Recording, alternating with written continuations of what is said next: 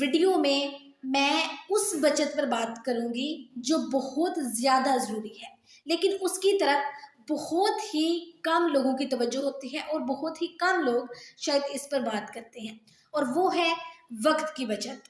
وقت مال سے زیادہ قیمتی ہے۔ وقت اور مال کا اگر کمپیریزن کیا جائے نا تو وقت کئی اعتبارات سے مال پر پریورٹی رکھتا ہے۔ جیسے مال کسی کے پاس کم ہوتا ہے، کسی کے پاس زیادہ ہوتا ہے، کسی کے پاس ہوتا ہی نہیں ہے، ٹھیک ہے؟